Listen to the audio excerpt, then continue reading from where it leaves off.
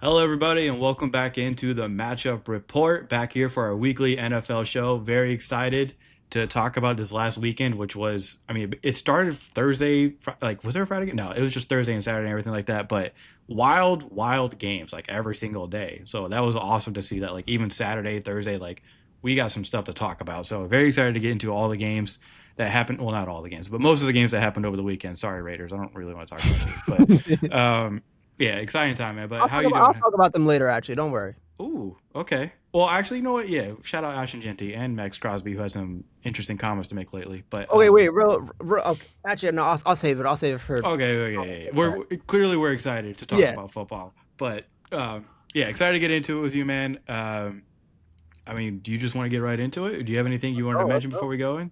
No, let's jump right into it. All right. What was you? Well, yeah, like as always, we're gonna review our matchups. What was your game of the week? So my game of the week was possibly one of the best games of the season. It was the Rams versus the Seahawks on Thursday Night Football. Probably the best Thursday Night Football game we've seen in a minute. Which Um, also matches my player matchup, by the way, which was Sean McVay versus coach matchup in this yeah. case. But it It's, was the coaches against each other. so the Seahawks won this one 38-37, and definitely well, obviously comeback fashion type of victory, which really Yeah. it all started with the Rashid Shaheed, which is like perfect for like the like because I think everything else that followed of like, oh, the Seattle's defense finally getting pressure, and then the offense kind of just really stacking up. All of it started with Shaheed and that punt return touchdown, which I think, at least following the game, I think that whole part went under the radar. Like that was the key Well, exciting incident for all of this. do you think that punt return touchdown was the final nail in the coffin for why they Rams ended up firing their special teams coordinator? Oh yeah, absolutely, absolutely. Because Like you think about it, right? You've had like you think about like it's crazy how like this season when you look back on it, it's like, dang, it really did happen this season. It's like you had Jordan Davis blocking the field goal and running it back. dude, I didn't even think about that. Yeah. And I was like, and this was another thing, is that like, at what point does that fall on like just the scheme and design of like, Oh, better protection 100%. things. And that was because I was like, all right, like, yes, I understand Jordan Davis, Jalen Carter, behemoths in the middle that are like, purposely going to disrupt field goals, but at the same time, like, you can try to game plan for them because like you've seen what they're capable of doing. Well, yeah, So and it's like it wasn't just their athletic ability that got them that block right, with that Eagles game. It was like them knowing, like, hey, we saw this on film. We have something we can take advantage of, and that you're right, that is on the coordinator. yeah, and that's what, like, it's crazy to think like, oh yeah, like that did happen. And it was like, I think like a lot of the operations, like they were like, oh, like the maybe it's the snapper and just like the operations of it were too slow. Which you could poke at, but like once again, I think it all goes back to the coordinator. But going back to this Seattle game, like, yeah, I like that was really the exciting and inciting like moment for them to get the comeback, because it seemed like they were kind of out of it. And this is, I'll bring this up now. Al Michaels is a legend, but like, Hang it up. yeah, and total respect for what he's done, but like, this Rashid Shaheed touchdown. If you listen to his call, and it's been going around Twitter, Yeah. it is just not good. Even live, I was like, it was one of those plays that happened where I was like, because it's a punt, right? Yeah, So like my eyes were kind of like half on the screen. I was like watching something else at the same time, probably a basketball game, and like he was saying something. I was like, I kind of, I was like, is there a punt return touchdown happening? I was like, why is it so calm? I was like, he was just like, like eh. at first I was like, oh, like maybe he sees a penalty down on the field, and it's like, oh well, like what's the point of getting excited if you see a flag? And I'm like, no, there's no flags. That's just him calling the play. I was like, this is a big moment for him to get back in the game, and he's just like, oh, like, gee, yeah, touchdown. Oh, really? Yeah, Okay. and you're so right. It's like if it had ended up like not like being such a momentum changer that did lead Yeah, to the comeback, you'd be like, okay, we probably want to think about it as yeah, much. But the fact that you're right, like it started a huge comeback that ended up happening. But for you to be the announcer in that moment, you have to recognize like what this could be or what is happening. And like, not that we're professionals at this, but like we have very minor league kind of like experience in this stuff where it's like dude, you gotta like punch this up a little Yeah, bit, like sound a little excited. you feel the moment like in these type of things like you can feel like this is an exciting play that like it could lead to something big or it could be a letdown either one way or another. It is a big moment where it's like all right, it instantly puts pressure on the Rams offense to step up because Seattle is energized. And Seattle, you could see the Seattle like sideline, like is ready, like they're like he goes back to the sideline like all right, like let's go, like this is the Yeah. moment. And like for that, like you see that and you're like all right, this is a big moment, and you lock in, and naturally like this was the play that got them back into this game. But Hmm. on the other side of this, Puka Nakua is insane. And this was another couple On of and times off the field. yeah, I was gonna say like he had a very eventful week and then got on the field and I was like, you know what? Like, and I seen a lot of like people like tweeting and be like, well, I mean, like if he's gonna back it up like this on the field, then I mean, You now, deal with the off the field stuff. yeah, like you can deal with the off the field stuff and be like, and like you like okay, there's got to be a balance, right? Like if it's at least in terms of an organization when you're looking at like this Puka situation, you're like, all right, like like you look at this and it's like, all right, like how do you discipline him for this? Because like clearly like it's a weird like area of like, well, he's doing like his own thing and like what it's I might get into it, but at the same time, you look at this and you're like, all right, is it worth it keeping a player on our roster who's is going to and for like Puka's been quiet most of his career. Like these things like Yeah, haven't that's been why when big. it came out, everyone was like, "What the hell?" Yeah, and I think like all of a sudden like and they could like this literally could just be a one-off thing where it's like he's dealing with Aiden Ross and it's whatever. But like either way, you still like question is like, fuck is this guy doing on like and Yeah, I like think like that like and I was like all right like some point the Rams are gonna be like all right like we need you to stop doing dumb shit like like well, the best part about all of it to me yeah was Sean McVay after this devastating loss, having to deal with the press afterwards and answer yeah questions about it, and you could tell, man, he is like he's learning about things that had happened prior, and then after even this game, he's like I'm so tired of answering these questions. and that's what like and I don't think they're gonna like it's like I don't know, but it's difficult to discipline him for something like this because it's like you don't know to what disparity and like how My do you guess even is it's what do you like even a start? it's gonna be an accountability thing where Yeah, like you have to stand in front of your team and make an apology, and like yeah, he already apologized to the yeah. public, and that's probably like if since especially since it's like this is like a new thing, like this isn't like a Yeah. thing that's happened before. And that's why I was gonna say like I think it'll be like basically an in-house punishment. Like we probably like it'll be something that'll come out and be like oh he had to do this. He had to Right. like kind of donate to this community or this organization or something like that. And I like either way. Back to just the actual on the field stuff. Yeah. 12 catches, 225 yards, 2 touchdowns, and there was a couple plays that he's ripping off, and you're like they don't seem like a big deal to Al Michaels, but like they were big plays where I'm like this man is just getting open at like He's every open. opportunity, and like it was genuinely like insane, especially like against the Seattle defense. Like this isn't just like he's not doing it against the Raiders. This is against Seattle, arguably the best defense in the entire NFL. Like this was, I wasn't expecting, that. Like obviously he's Puka, he's going to get his yards, and he's really stepped up into one of the best, receivers in the league this year. But like this, a 225-yard game is insane, and I Yeah. was just like, and this like truly felt, and this is what I talked about last week ahead of this game, is that this kind of truly felt like it was going to be a heavyweight type of matchup. Like you have these two teams like that are very good records, obviously, and they're both competing for the top spot in the division. Like this is going to be a big like heavyweight type of matchup that we really don't get too much like or too often. I obviously you get like the past couple years you've gotten like Buffalo and Kansas City every year, Yeah. and like the Bengals involved in this as well. But like I think like this was one where it was like you can feel it was special going into it, and then like you're like all right like maybe it was a disappointment, and then you get the Shaheed touchdown, and it's like never mind, like here we are, like here's where the action starts. And Puka obviously was just on the other end of that, where it's like he's every like it seems like you would look at this and say like oh the Rams offense just didn't show up in the fourth quarter, and like they're a big part of like the the reason that Seattle was able to come back. But I credit Seattle's defense more Yeah. because like the Rams are still getting their yards. Puka's still out there making big plays, and it was just a bend don't break type of situation. Like every type of down in the fourth quarter where it's like all right, Puka's gashing us, like oh the run game's gashing us. All right, they get in the red zone, hold firm. And there was a couple of big plays where they just really held firm. And then you have the crazy 2 point conversion for Seattle, which like that was another thing where they were like kind of criticizing the refs and obviously the explanation is insane. Where it's like, well, like The refs in general in the NFL had a weekend. yeah, and we'll We'll get to get to that. it. We'll Yeah, get to it. but I was just the whole time I was just like, this is insane. Like I like and I like and they're like, oh, like what a heads up play from like Charbonnet, and I was like, he just picked up the ball, like Yeah. like and I don't even think it was anything about it. Like it's just like oh yeah, like gotta get the ball back to the ref anyway. Like I'm just gonna pick it up. So it. This was one of those type of games where it was like it had everything and it was like the perfect maybe like Kenneth Walker actually like kind of showing up. I'm not actually showing. I don't blame him. Because it feels like every time they get into the red zone, they let Charbonnet take over. But like him actually getting touchdowns, he said, if they're not going to let me get red zone carries, I'll rip off 50-yard touchdowns, Right. and just solve that problem. And then of Screw course, the red zone.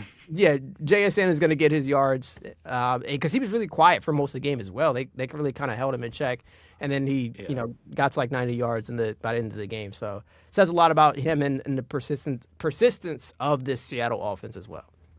Yeah, it was insane. To go with what you were saying here, real quick, a couple stats from Next Gen Stats. Puka had a career high on yards after catch in this game with 133, which, good lord, that's 26 more yards prior to his career high before. And then the Rams had 581 total yards, 0 sacks taken, and 3 takeaways. Their defense had 3 takeaways, and they lost. First team in NFL history, or second team in NFL history to like have that happen, where you go over 550 yards and 0 turnovers, and you lose. Nuts, right? So credit to I think that you're right. That's a defense where it's like, all right, we're not gonna stop you like all the way, but we're not gonna let you keep getting these touchdowns on us. So you're right. That was a huge credit to them getting that. And then the special teams touchdown, and then I mean Sam. Okay, what? Okay, he has what 6 interceptions, all from the Rams this year. After this game, 4 in the first time they played, 2 in this one. Are you a little worried about Sam? He had a good game otherwise. I will say, like, I think you have to compare it with how things were last year at this point in time, where Sam Darnold was like falling off. Like, and I said this when we were talking last year. It was like he lost himself a lot of money at this point of time last year, Well, especially in the playoffs. Yeah, and like this was kind of the ignition of it. And I don't want to say like, oh, I think it's just like this team just got the better of him, but I don't think it's a super big deal as of right now. Where I think it's like, all right, like it's there, like you want him to get past this, and I think like Seattle offense, well, the Vikings offense had plenty of opportunity to get past it as well. But I think like it's a we'll see type of situation. I think it's a thing where you're like, all right, like it's interesting. We'll keep an eye on it, but like I don't think it's any cause for like panic or concern to say like, oh, like he's going back to these old habits of like especially because he was able to rebound like this, and especially in the second half. Like he's not seeing ghosts right now. Like we're in a much better place with Sam Darnold. I do feel more confident about him this year than I do in previous years, but it is funny that a team you might have to face in the playoffs, by the way, for the 3rd time in the season, they're the ones getting all the takeaways on you. So the Rams see something, or maybe it's just where these are just like, hey, it happens. But I mean, 6 interceptions from one team that you faced is kind of nuts. All right, but then so it is now. I forgot to look at the division standings. They're leading now, right? Yes, Seattle is now leading. Okay, dude. Both of them have already secured playoff spots though, with just based off a record alone. Listen. Whoever has to face the loser of this division, basically, that still makes the playoffs, is still gonna have a tough time. Like that division is crazy, man. Like even the Niners, oh my god. I don't know how much we're going to talk about that game, but man, they put it on with their offense this last game. Good lord. Okay, I'll just move on to my game of the week, which was another fantastic game, the Panthers and the Bucks, and that is your division-leading NFC South current leaders, Carolina Panthers. Man, I picked this game because I was like, look, this is basically for the division. The Bucks have been shaky ever since Baker's been dealing with these injuries. And it's like the whole team has been injured, but they get healthier. But then I think they're not really talking about it, but I think these shoulder injuries are really messing up Baker this year, or he's just having a down second half of the year. But either way, The Panthers or the Bucks have just kind of been disintegrating the second half of the year, while the Panthers have continued to just fight every team they go against, man. And look, shout out to their defense in this one. Derek Brown is having a amazing season for the Panthers. Their DBs are stepping up. J.C. Horn was locked down this game, didn't allow any catches. Mike Jackson on the other side of him has been playing great. Their rookie Scorton is sick, dude. Like, he is a great pick for them this year. It's cool to see. This is like a little nerdy, but like their defensive coordinator Ivero has been like such a hipster like favorite of a lot of people for like defensive coordinators, like because he had one really good year with the Broncos where he was able to like clutch it up for them and just be like had them like I think he should get more credit for even like how the current iteration of the Broncos defense is because of like how good he was when he was with them. He goes to the Panthers. We know what the Panthers have been, but like the Panthers clearly saw something in him too because they've kept him even through the coaching changes that have happened. And it's cool to see him finally able to like get some players that are able to like play in this scheme of his and like actually like lock things down. So shout out to the Panthers defense on this, but hey man, Bryce Young is making plays through the air with his legs. He's getting out of sacks from like guys like Vita Vea in this game, which like how does Vita Vea let that happen? He's hitting those layered shots to T-Mac like it seems like every week, him and Coker, and it's always happening in the fourth quarter. This is now his for Bryce Young, 6th game-winning drive in the fourth quarter overtime this season. Like Bryce Young is doing that. And this is a guy who, remember, got benched at the beginning of last year with this new head coach that he's still with. But credit to him for fighting through all of that and coming into this season. They're struggling a little bit, but this is a team that fights until the very end. And part of that is because of what Bryce Young is able to do for them and the addition of T-Mac and the running game they get going. Their running game basically got shut down in this game. Bryce Young had to come through for this team because he was the only one with his receivers able to make these plays. Their tight ends were actually really good in this game too. Like Tremble and Sanders, like they've been making plays. But I mean, just shout out to this Panthers team that continues to fight and now has a chance to win this division and be in the playoffs. Yeah, I also had a player matchup in this with Emeka Buka versus like the Panthers DBs, whether it's Mike Jackson or J.C. Horn. And as you mentioned already, they didn't allow this man much room. Shit down. he had just one catch for 40 yards on 2 targets. And look, I don't want to say like Emeka Buka has really fallen off from how things going because I think a lot of it does come down to Baker more than anything. Yeah. And because we've seen the talent that he has in Emeka Buka. Like one creates crazy separation and then it's just as good after the catch. So I'm not going to sit there and blame this on him. I think it's just really the spiral of the Bucks. Like I think like that and like head coach Baker's a big part of it, but like Todd Bowles as well, where it's like, and obviously like yes, there were a lot of injuries, but like especially when you mentioned them, like the 49ers, insane amount of injuries.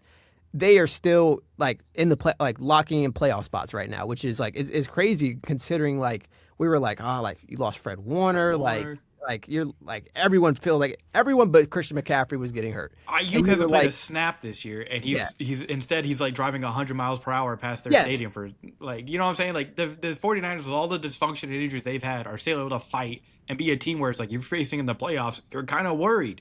Yeah, and. All that to say, like, yes, I don't want to sit there and, like, say, like, oh, like, Bulls out or anything, but I do think you just look at this and say, like, I think he's lost that locker room.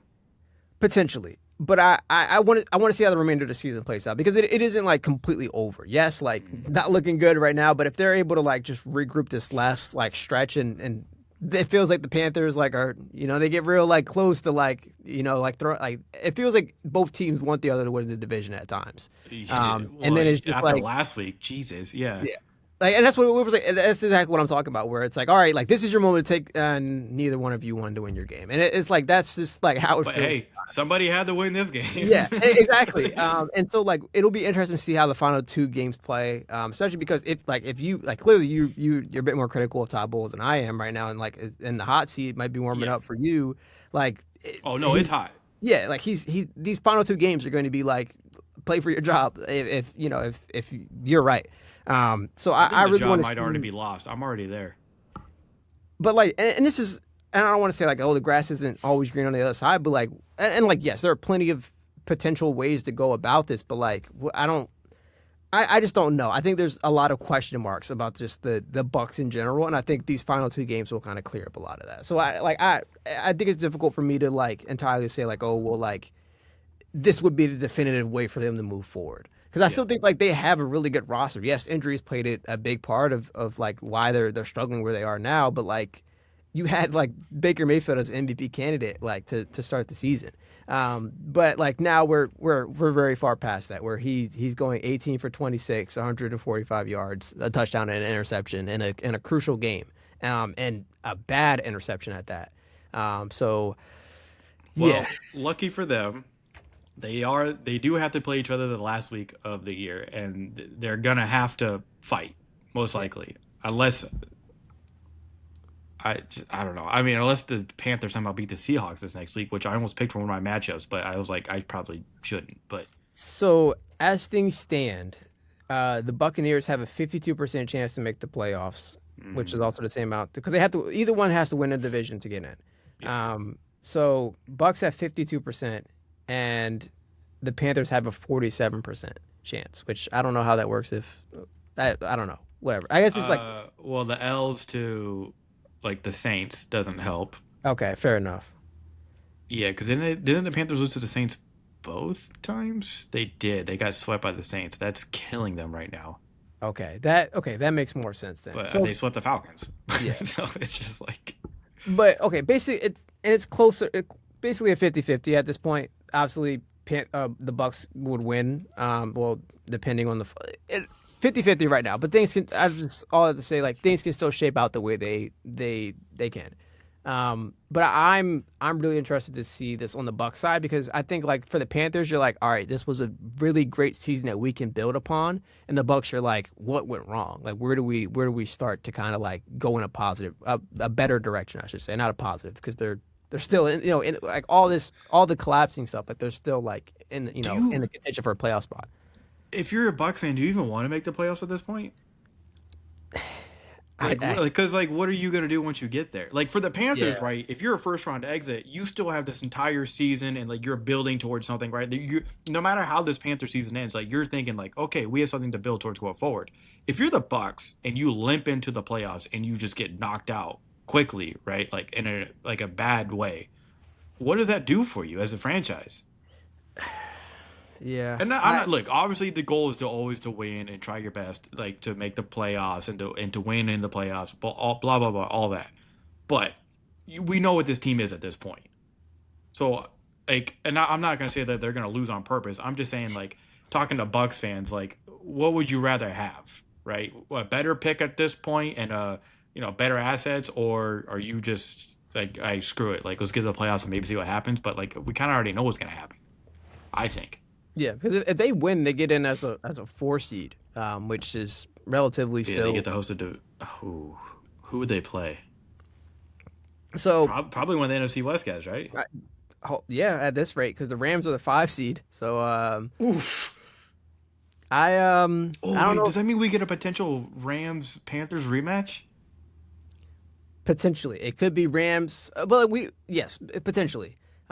I would Either love one of that. them, whoever gets the 4 seed, will probably play the Rams, depending on if Seattle wins out. I don't, all the Well, hypothetical. we'll see what happens. But But yeah, I either would think way, Seattle has to play the Panthers this week, so that will be interesting in itself. But we'll get to that later. when I tell you my unit matchup was this close to being Panthers offense versus Seahawks defense, but I was like, I thought better of myself. I don't want to So spoil anything, so I'll trust me, I'll still be watching it. maybe someone got you covered. I don't know. Hey, you know what? I appreciate that because it can't always be me making. Well, we'll see what you say later. But all right, let's move on to our unit matchups. What was yours? Which I think we already talked about.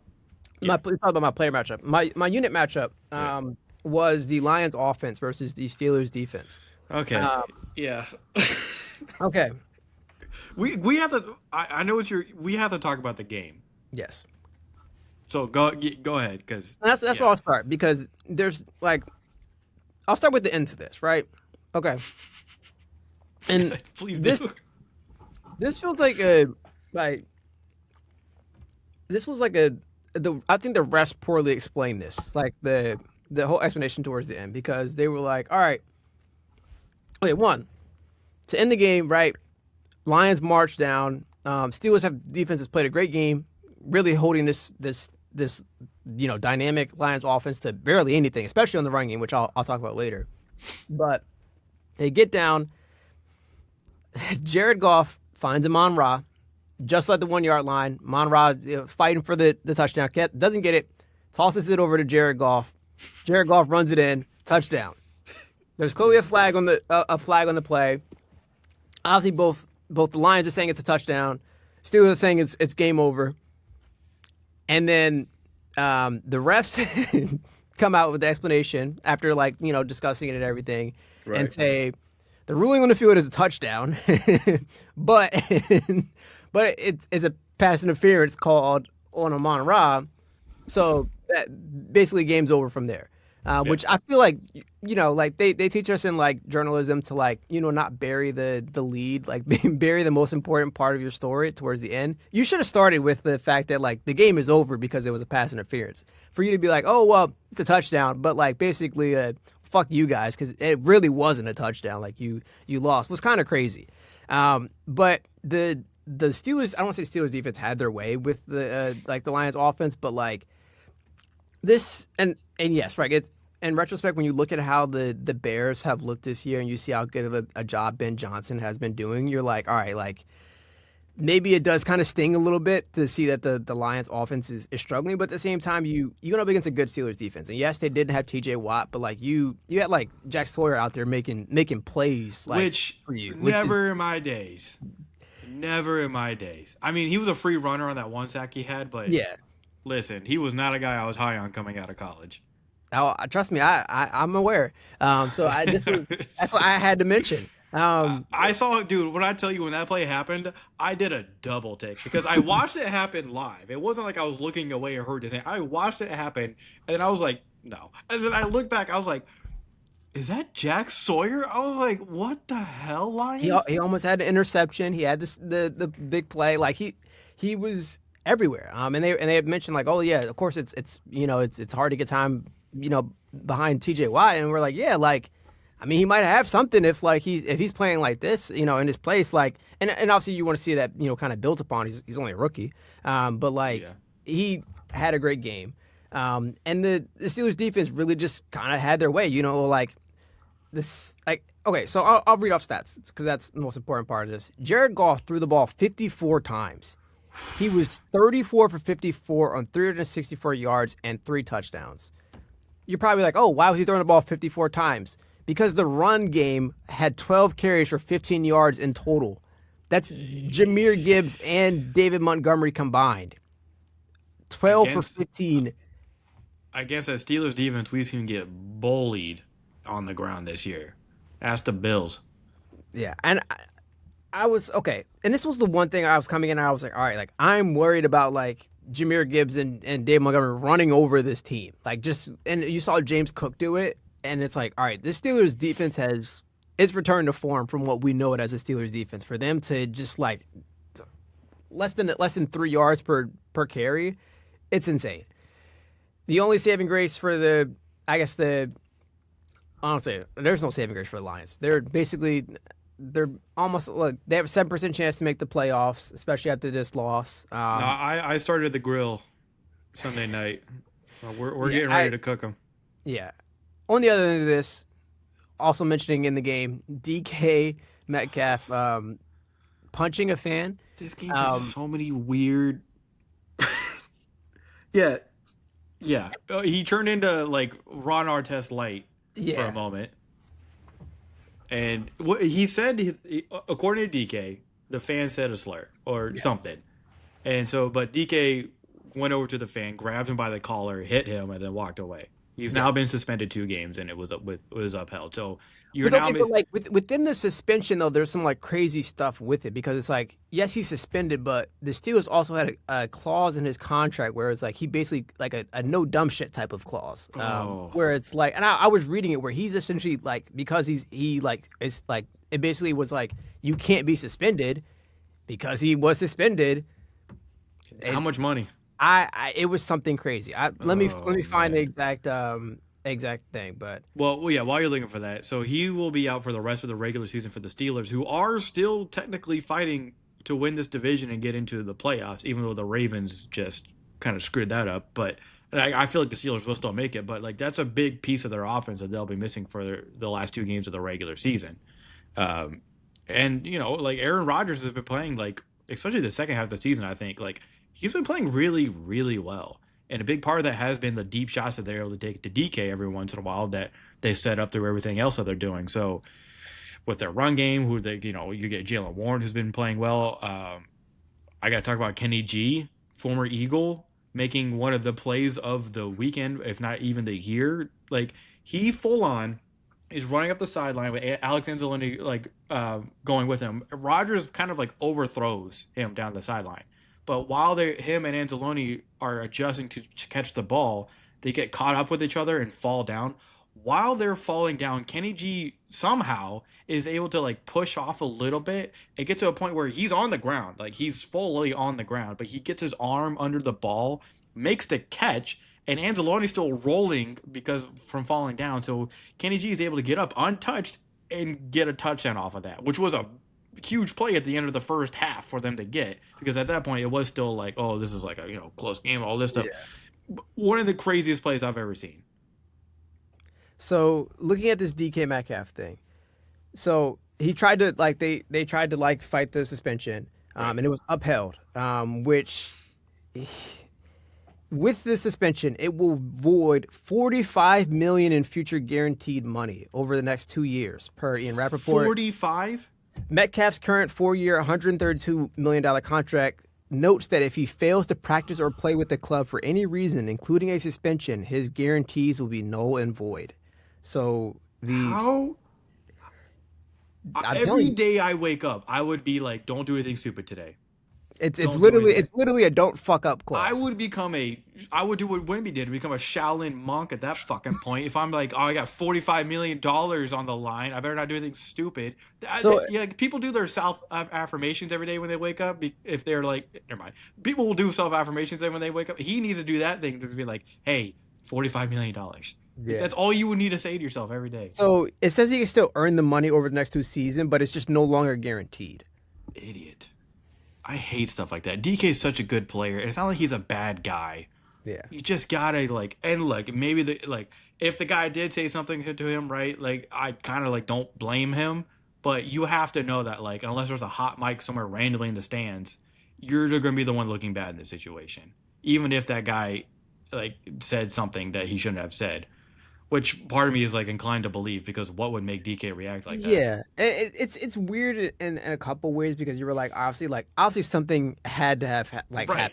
Besides, he didn't just pick a guy in the stands to attack. Yes, and I read something that like the fan also has been at multiple games, and that it's been a situation where he's reported to league offices to say like this guy is an issue. But at the same time, it's like I don't think we'll ever get the full story, because like obviously they're like, which is another thing is like how did this camera catch this like sole interaction just on the sideline? It is like it was kind of out of the structure of like the everything. Well, but when you're a star player like that, I'm sure they're just being like, hey, like. Well, plus it's like if he's walking over there, like I'm sure there was some preamble where they're like, what's going on, and like let's lock in on DK real quick. I think, and that's what I think, for them to be focused on him in that moment, there had to have been something that happened in the lead up to it for it to be noticeable. Like, hey, DK's walking over there. Like, like it isn't just he looks pretty mad, like. Dude, insane game with everything that happened, plays off the field, stuff that happened. Like this was one of the wildest games of the year, just because of like, I mean, dude, even think about like we even mentioned the Isaac Tesla fucking catch he made. He had nasty. He had a couple of moments where he almost, and especially even at the end of the game, I was like, he almost had a crazy catch to win the game. Yeah, like the catch he made to the touchdown through contact was nuts. But yeah, man, I mean, great win by the Steelers. Terrible look for the Lions, who are just kind of like looking like they're not even gonna make the playoffs now. Yeah, well.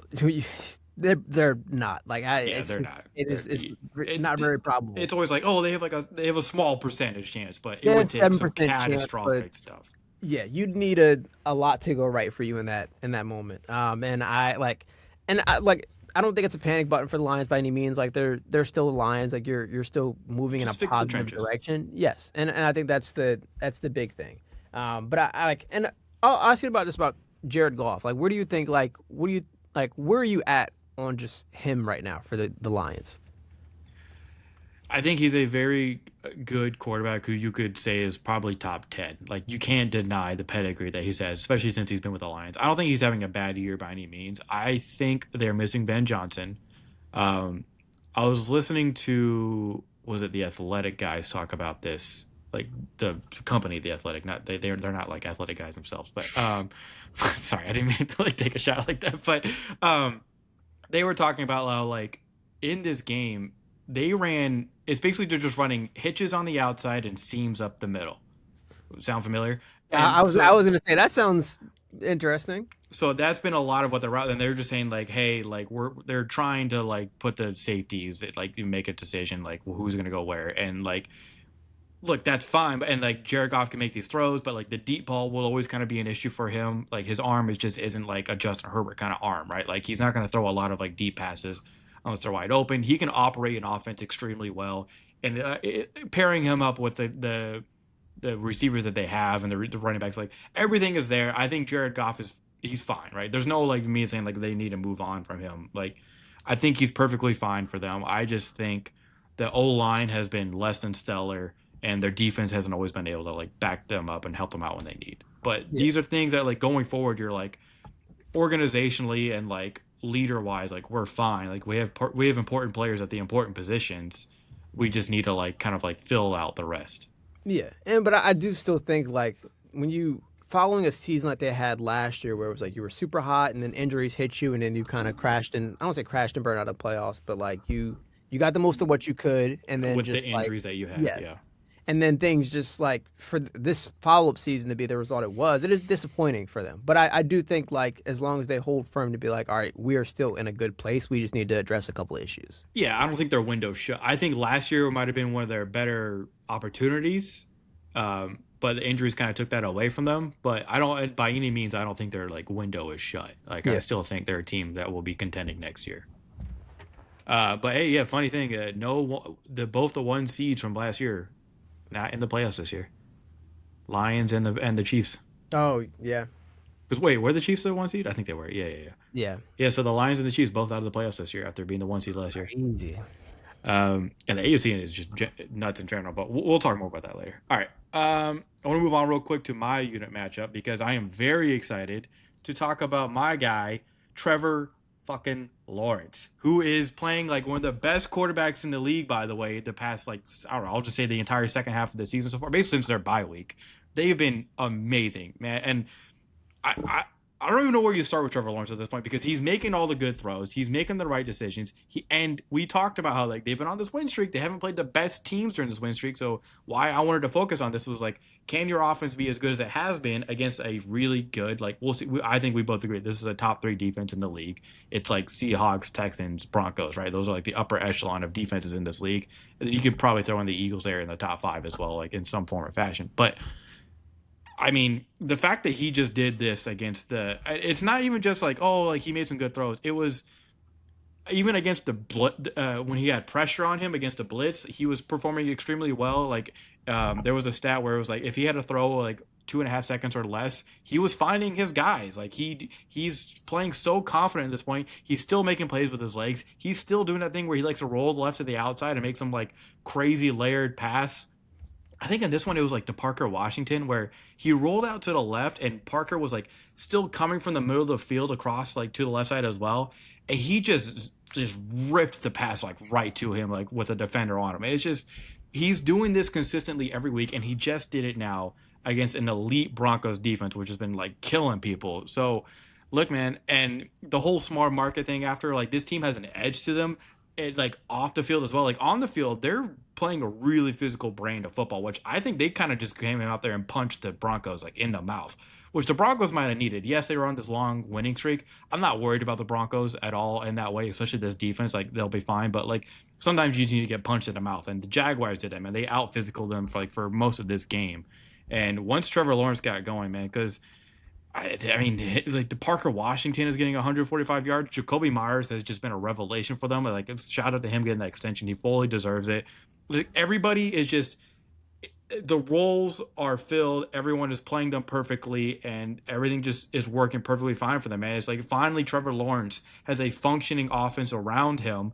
From like the coach being like a really good coordinator, setting everything up scheme wise, to the players all playing their roles perfectly. Like, it's just nice to see that like this guy is like playing this well when it's finally the situation comes through for him, and especially for a guy like me who has been like, I'm feeling like the Trevor Lawrence island has been like shrinking like every single year, and I'm like, I'm telling you, like he's still good. And like, this isn't me saying like, oh, I told you, like, because get to the playoffs and let's see what happens. Yeah. But they are looking like a team you don't want to mess with in the playoffs, and that could actually like contend for something in the Yeah. AFC.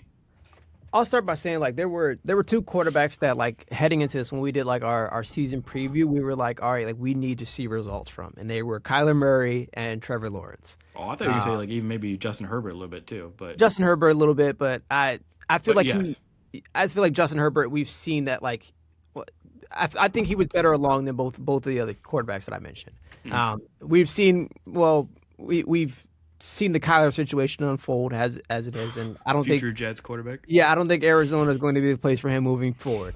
And Trevor Lawrence is on the exact opposite side where you're like, all right, this is our guy moving forward. We can build around him. And like, it was weird with all the Liam Cohen stuff at the start of the season where it was like, it looked like they were beefing for a little bit. And you're like, all right, like, what's Yeah. going on? And then like for it to be just, like, for things to like really click, it's like, oh, no, it was just like growing pains type of deal. So it's just really good to see the Jaguars offense and Jaguars team as a whole really flowing. Yeah. It's a lot of fun to watch, man. And there was a whole discourse with like the Sean Payton had called them a small market, and they took that personally, and they were like Liam Cohen, like little tongue in cheek, was like not bad for a small market team. I'm like, yes, like I love teams like this. Like, talk your shit. Like, let's go. Like, you're playing well, have fun with it, keep doing what you're doing, and make something of it, man. Like, you went out there and you beat what was at the time. Are they still like the number one seed in your Yeah, conference? they're still the number one seed. Yeah. Hey, you beat them. Good shit. Like that's such a confidence booster for your team, man. And it's so cool to see them being like this. And like for a team that looked like you said, like it was a dysfunctional kind of start in the beginning, where it's like even the young like Brian Thomas Jr., all the conversation around him. Travis Hunter was like Trust me, playing I'm aware. well. I drafted him in Well, fantasy this yeah. year. Travis Hunter was playing well, but you could tell there were times where it's like he didn't know exactly like how to line up or get information correctly, because he had multiple like instances where like they had to call timeout or they got a penalty because he wasn't where he was supposed to be.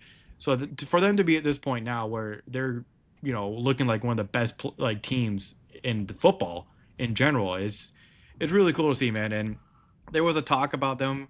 I took something personal that the Jags said at one point, because all their coaches and their players were saying like, don't get on the bandwagon now. I was like, I've been here. Like, I've been here. Like, I've been on this since the beginning of the season for like years now with Trevor Lawrence especially. It's like I've been here saying like the Jags can be good. So there's no bandwagon on this side, at least. Okay, I've been with y'all since the beginning. I just had to get that out. Like, I don't know. I kind I of was give myself gonna some say flowers. it seems like you really need to get No, that one out. they I'll talked let about there you. being a I'll let you bandwagon. I have was like, it. hell no. There's no bandwagon here. Like, I've been here. Okay. Just hey, we hold ourselves accountable, okay, unlike my previous job. But like, we hold ourselves accountable when something goes wrong or where we mess up.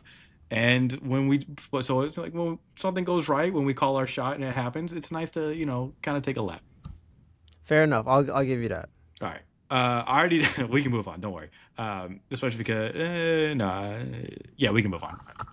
We might talk about that later. Was there anything else? Did we cover all of our matchups? That was all our matchups. Perfect. Good stuff. Yeah, man, that was really like a great weekend of football. Like, and we're gonna talk about a couple more of the games that happened because there was just some insane stuff that happened. And the first one I want to talk about that wasn't one of our matchups. We got to talk about the Bears Packers game. That dude, and this is gonna end up being another like lap for me where I'm just like, I told you, man. Like, and it's so dumb that this is happening with like number one overall picks in the NFL that we have to be like, I told you he's good. I told you he's good. Just be patient, right? Caleb Williams is about to finish the second year of football, and it's insane that we all had to be like, no, I'm telling you, this number one overall pick is good. Like, he was touted as a generational prospect for a reason. It's just we always see these guys. It's the like the Cam Ward thing, right? Where it's like it sucks. It's great to be the number one overall pick, but 9 times out of 10, it's also going to be absolutely awful because you're going into like the worst situation of football, Cam Ward. But like Caleb Williams last year came into a bad situation that was, being, painted over as like, oh, it's a good situation. This is business. No, it wasn't. Their interior O line was god awful. They didn't have the coaches in place, and we knew that going into it. But they wanted to be like, oh, this will be fun. We got Keenan Allen. Like, cool, great, whatever. But now it's cool to see that, like, I mean, this game was nuts, man. But all we have to really talk about is the ending of it because they were down like what was it, 16-9. They get a last like 2-minute touchdown where Caleb Williams is able to throw it, like make a great throw to the back right of the end zone, dude. Like, I mean, just amazing to tie it up. And then so they go to overtime, and Caleb Williams hits not only one of the best throws we've seen this year to win the game to DJ Moore on just a deep route, man. I mean, I think they said the ball was in the air for like 57 yards for this, but like Caleb Williams, like, goes into his drop step. He steps up in the pocket because there's a little pressure coming from the edges and just makes one of the cleanest deep throws to win a game you'll ever see.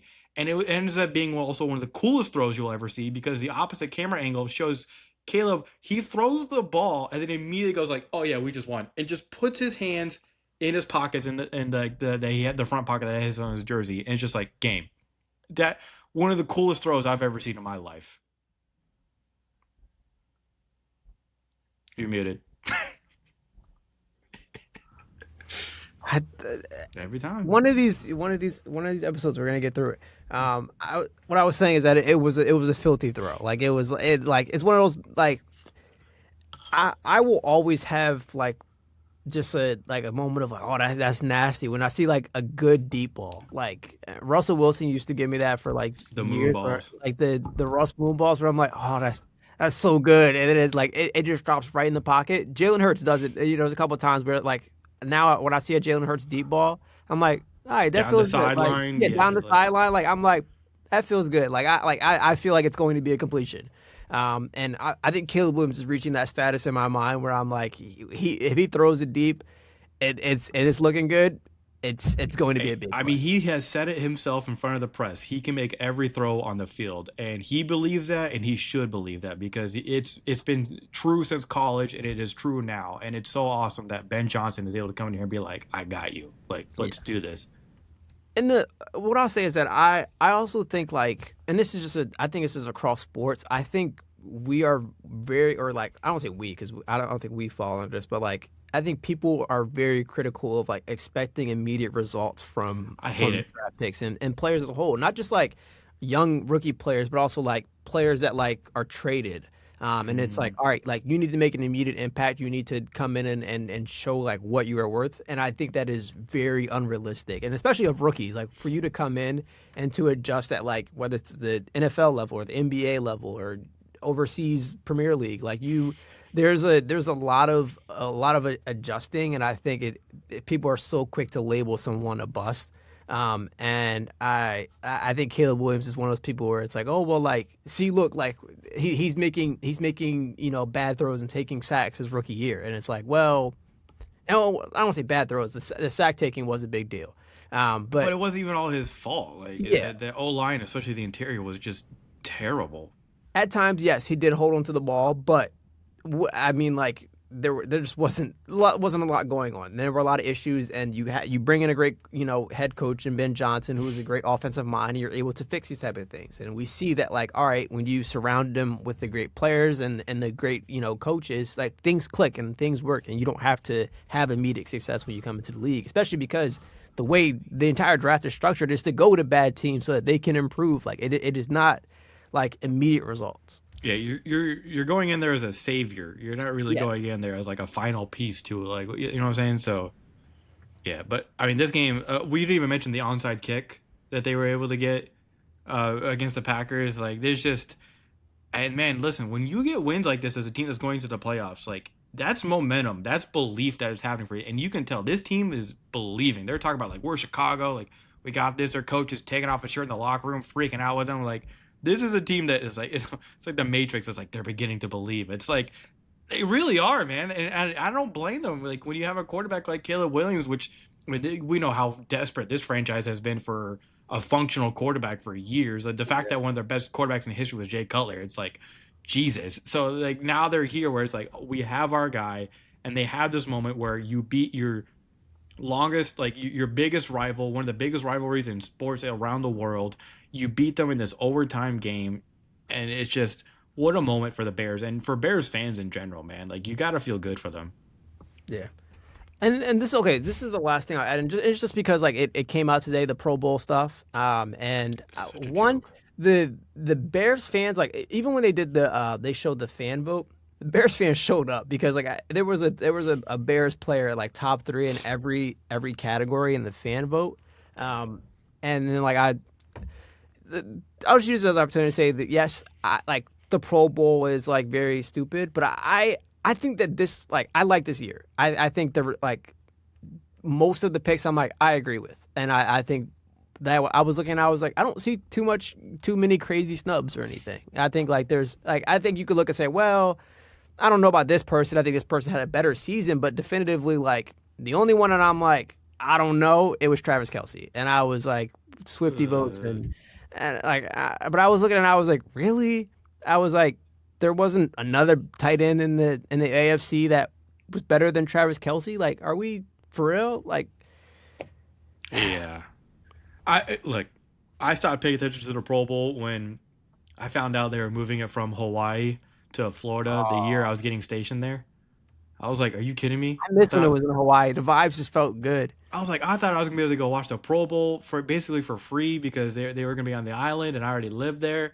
And then they were like, "Nope, never mind. Actually, like we're moving to Florida." I was like, "Damn it!" But it's yeah, like look, the Pro Bowl can be cool.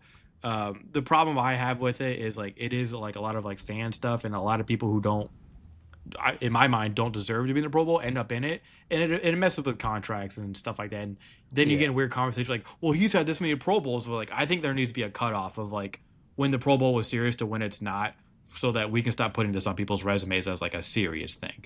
Yeah. And but the one thing I'll say is as well with this is that like they with the adjustment of like well like there's two sides to this where it's like people always opt out, so you get people placed in anyway, either because of Super Bowl or you have a lot of people now just saying I don't want to do it, and then like the implementation of still allowing some actual some people who actually like know ball in the situation opposed to like oh like Travis Kelsey like you mean to tell me like Tyler Warren didn't have a better season than Travis Kelsey this year, or like Brock Bowers obviously is the other option, but like. I I mean, we can just look at. Let's just. I mean, what's his name? The rookie for Chargers, Gadsden. Oh, He's played well. Like I would put him in over him. Trey McBride should. Well, he's NFC. NFC, yeah. Um, Fannin, the rookie with the Harold Cleveland, Anderson, yeah. he definitely deserved a spot like that. I mean, dude, there's definitely got to be others too. But yeah, Tyler Warren. Weird that we're mentioning a bunch of rookies. Like we're really kind of entering a new era here, huh? Hunter Henry, I think I would have even given a shout out. Brock Bowers, like, what are we talking about? Like, Oh, it's Brock Bowers and Travis Kelsey in there. okay. I mean, still But though, man. Like, yeah, it is whatever. Let's move on because yeah, we're gonna get. yeah, It's kind of like when we talk about the MVP discussion. It's like whatever. but like that was like I think the fact that like that was the only one, and like you can visibly see like oh it was Swifty bias. Like I think like besides that like I was looking and I was like you know what like I think they got it mostly right this year. But I've seen Bears fans complaining the most about it, which made me bring it up now. Okay, well, take your W's where you can, Bears fans. Like, enjoy the season while you're in the moment. All right.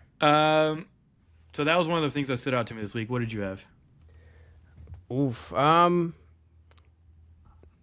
Dallas loses again. Dallas is officially out of the playoffs. Yeah, Um, yeah. Can we listen? Justin Herbert. I know it was the Cowboys defense. Good God, when he gets to show off his arm, it is some crazy shit. and this is my thing is that I don't want to say like I thought the Cowboys defense was fixed because it Yeah, wasn't, Eberflus went up to the booth. It's gonna get better. I think that like the past couple weeks fooled me a little bit and being like, well, maybe they're better than what I thought. Maybe there's some room for like there's like actual like room for growth and we can see that like like there's a potential way out of this. And I'm like, no, this is the Cowboys I'm talking about. Like there is always another step of like you aren't, you know, good enough. And this is crazy because like Dak is having a good season, like by Dude, by he's been like so good. his standards, and it's like that's hard for us to admit, but like Dak is really a good quarterback, and he's been having a good season, but like it doesn't matter. You have George Pickens, who's been one of the best receivers in the entire league. Like you're his free agency is looking the best, especially because he's not punching people, ironically. But like he's having a great season. Dak Prescott's having a good season. You had Javonte Williams kind of rebuilding his career a little bit. Like things are going well for the Dallas offense, and then you look at the defense, and it's like, what is wrong with you guys? Like, what's going on? Like, what are you doing in practice? What is Eberflus doing? Like, there is a lot to like the Cowboys aspect of this, where it's like the defense. You're like, what is going on? It's funny you were talking about George Pickens. I literally have a notification from 20 minutes ago saying like they're I'll asking prove it about. from me on somebody. No, no, no. It's just like contract talk Oh, stuff. He's basically okay. saying like they're waiting till the off season, and I'm like, yeah. Well, the Oh, off season yep, for Jerry yep. goes until the night before the game starts. So, yeah. Good luck with that. Uh, dude, I do not want to go through another Cowboys off season of like them not signing a player and just making all this drama out of it.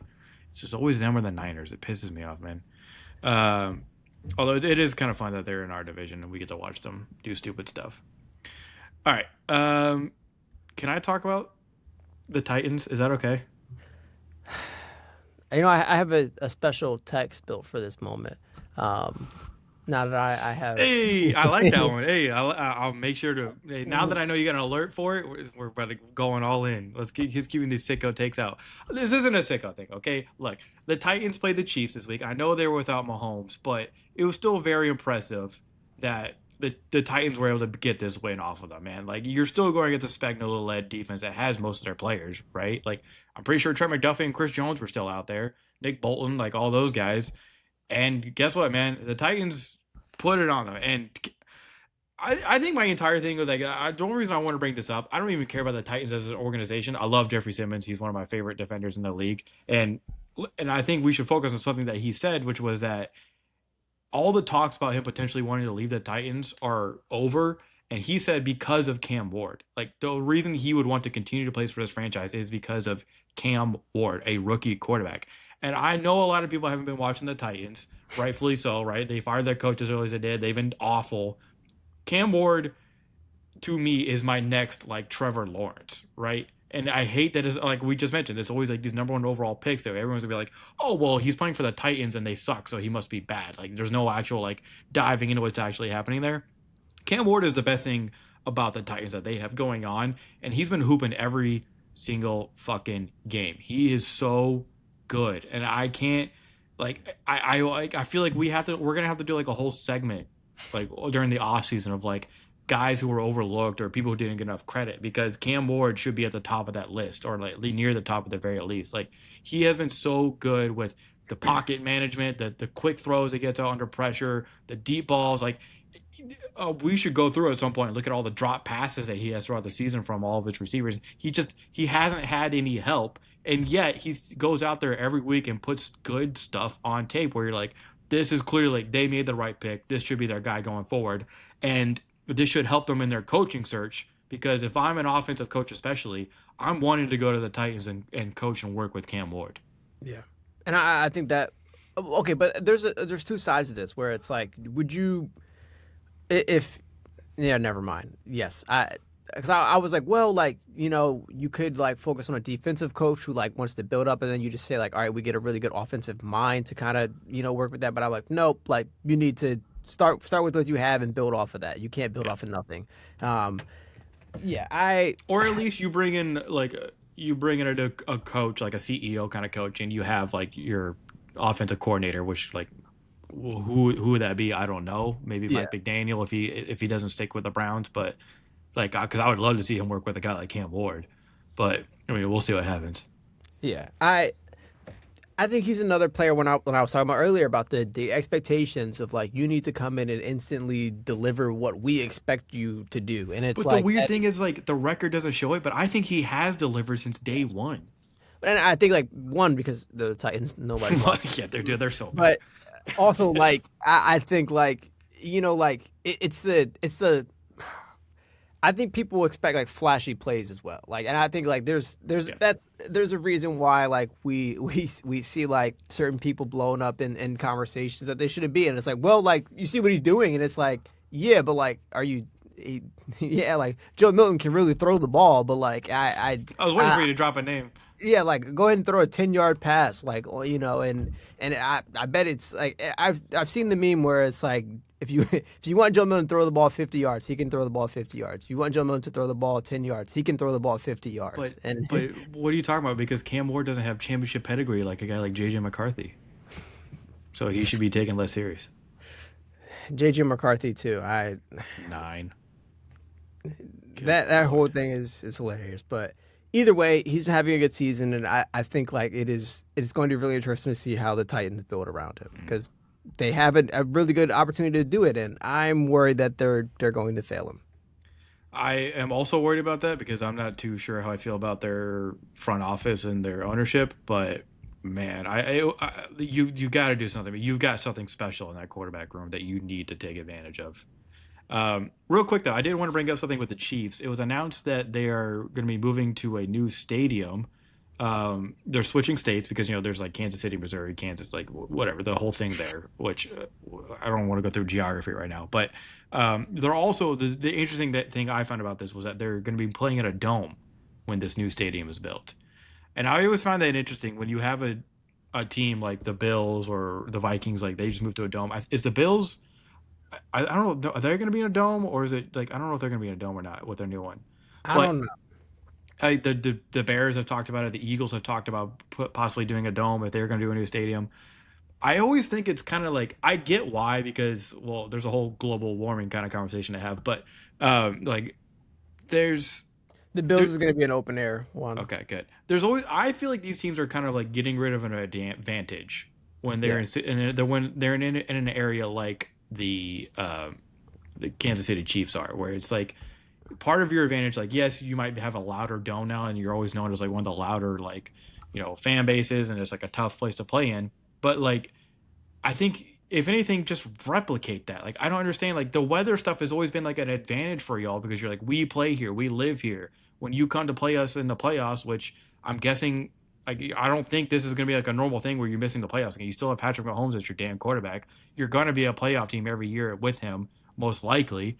So why get rid of this advantage that you have just to play in a dome? And maybe the players like it, and I'm sure there are advantages to it. But for me, just as like a fan, and as also just like someone who would think, why get rid of this advantage, man? Like it's a part of like your identity as a team, even.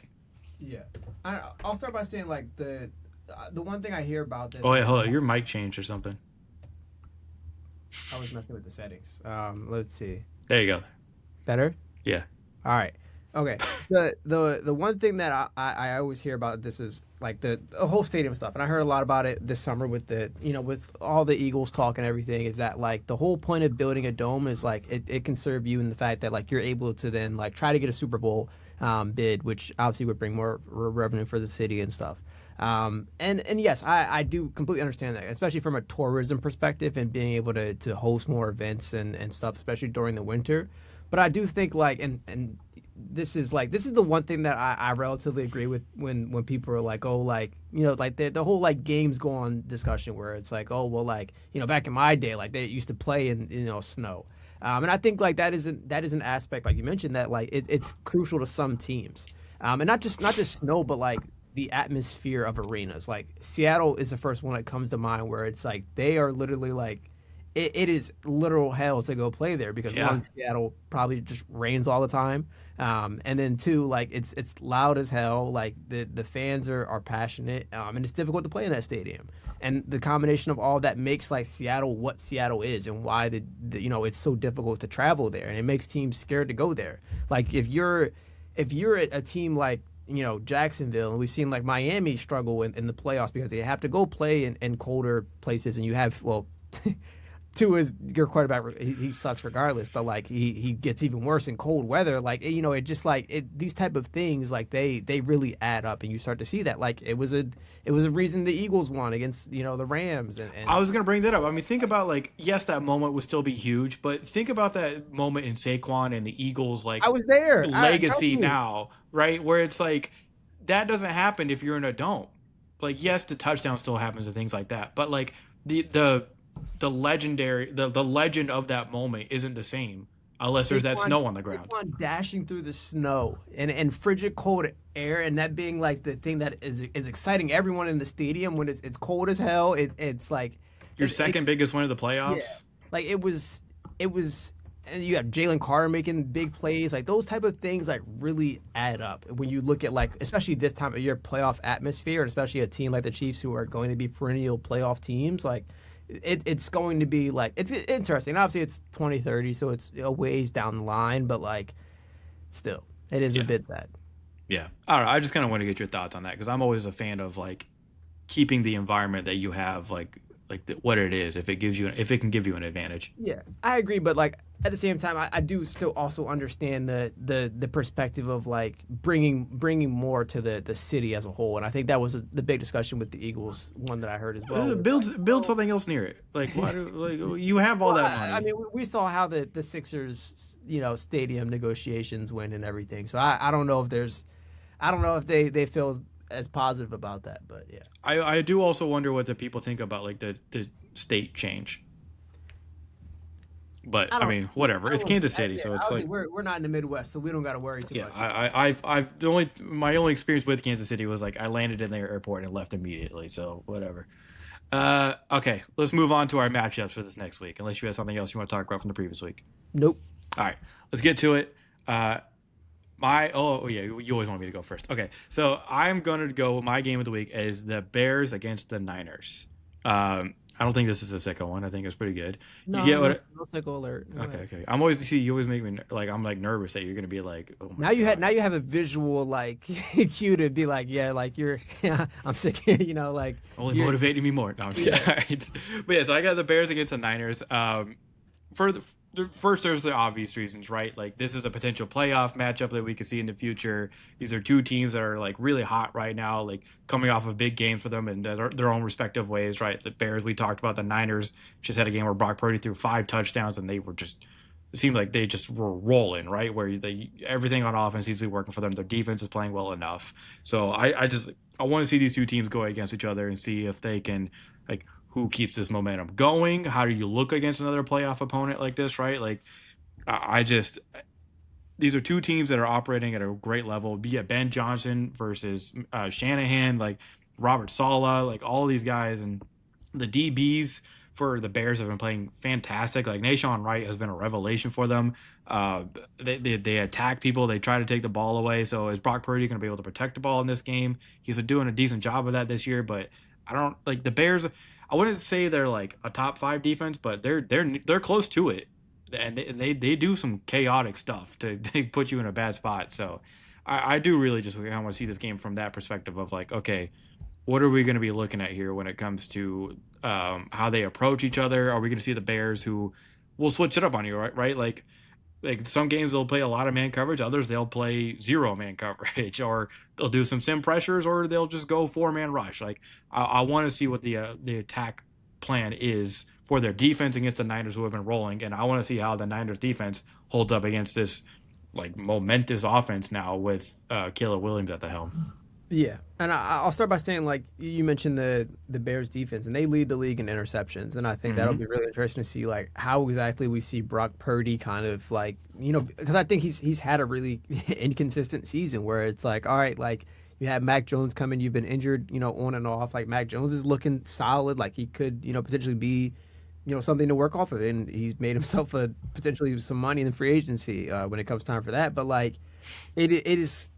It was interesting the Brock Purdy Mac Jones like discussion how that's kind of shaped out throughout the season, I and then Brock Purdy has a good game against the Colts, and you're like, all right, like yeah, never mind, like I guess he's there right now, but you're still like treating it each week where it's like, let's see it. Like let's see the consistency, and I really want to see that from the 49ers offense. And then on the other side, where 49ers as a whole, like health, like you're finally getting healthy, and I think these final games are important to really kind of establish consistency moving into the playoffs. Now you can say that for every team, but like and both of these teams in particular, the Bears. Just checking to make sure that they're already locked into a playoff spot, and the 49ers are also locked. They're both locked into playoff spots. So it's like all it is just consistency down the stretch to say like, all right, like whatever we are putting on film right now, it needs to be positive heading into the playoffs. To say like, all right, we are heading in a right direction, and like. And it's another playoff team where you can say like, you can hang your hat on and just say like, hey, look, like this is a confidence builder for us that we can beat a team like this. Yeah, I think. Christian McCaffrey, like, look, both of these defenses are not exactly great against the run. So I'm curious to see, like, how physical they can be with each other. Is this a Christian McCaffrey game? Is this a game where we see Monangai and Swift kind of pop off? Or are the Bears still going to be like, screw it, we got Caleb Williams, he's hooping. Let's keep pushing this ball, see what happens.